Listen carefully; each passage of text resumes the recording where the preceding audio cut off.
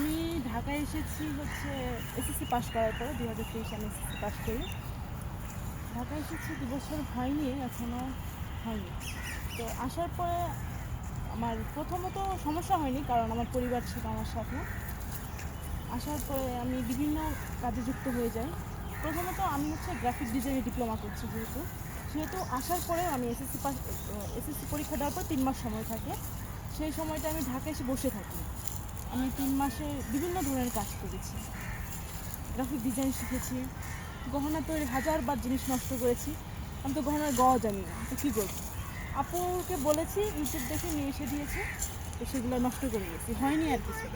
তো এখন অনেকটা উন্নত হয়েছে। আর তারপরে আঁকাআঁকির বিষয়টা, আঁকাআঁকি ভালো লাগে, কিন্তু ওরকম ভালোভাবে পারি না যদিও। তো আমি প্রথমত আমাকে অনেকগুলো ভাইয়াকে একদিন বললাম তোমার রঙ লাগবে, তো ভাইয়া আমাকে রঙ এনে দিল। এতগুলা তুলি, কোনটা তুলি দিয়ে কী করে সেটাই জানি না। যেখানে চিকন তুলির কাজ, সেখানে আমি এত মোটা তুলি দিয়ে কাজ করতেছি, কাজের কোনো ফল নেই। এরকম অনেক কাহিনী আছে। আবার একদিন আমি ব্যাগ বানাতে গিয়েছিলাম ইউটিউব দেখি। তো ব্যাগটা আমি সারাদিন জুড়ে বানিয়েছি।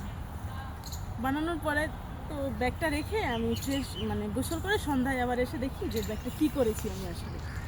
তারপরে দেখি ব্যাগটা কিচ্ছু হয়নি, নিজেরই দেখি হাসি পাইছে, আবার আফসোসও লাগছে যে সারাদিন কী করলাম আমি, কিছু তো হলো না। এরকম অনেকবার অনেক কাজ এরকম হয়েছে।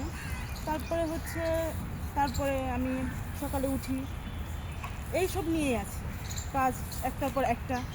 ওরকম গল্প আড্ডা বা ফোন চালানো ওরকম সময় হয়নি, কিন্তু তখনই হয়তো যে গল্প করতেছি না বা ফোন চালানো, ফোনে যতক্ষণ থাকছি কোনো না কোনো কিছু করছি। তারপরে এটা এখন আমার জীবনের অংশ হয়ে গিয়েছে, যে ধরে নিয়েছি যে এটার পর আমাকে এটা করতে হবে। মনে হয় না যে এটার পর করে আমি একটা গল্প করবো বা বসে থাকবো। হ্যাঁ, আমি ঘুরতে যাই, প্রচুর ঘুরি, আমার কোনো বাধা নেই। শুধু একটাই বাধা, যে খারাপ কিছু করে না, সারাদিন ঘুরে বেড়ায়। ছেলে বন্ধু বা মেয়ে বন্ধু কোনো বিষয় না, শুধু খারাপ কাজ থেকে দূরে থাকে, এতটুকু। এইভাবেই আছি। আর আমি আমার পরিবার পেয়ে আমি ভীষণ গর্বিত।